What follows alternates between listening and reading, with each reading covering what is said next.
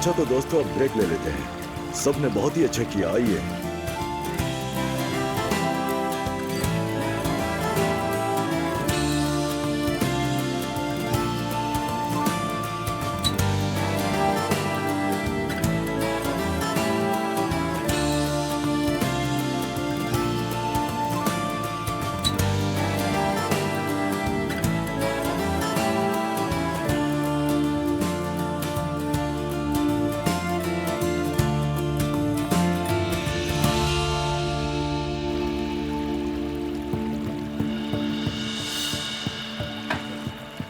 मुझे यकीन नहीं आ रहा। ये तो करना होगा।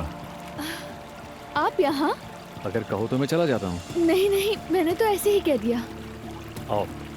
कहीं आप भीग ना जाएं। कोई बात नहीं। बहुत शुक्रिया।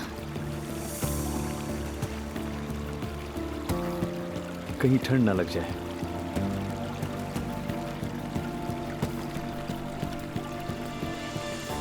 क्या हुआ? कुछ नहीं। Thank you so much. मतलब टॉल देने के लिए। कोई बात नहीं।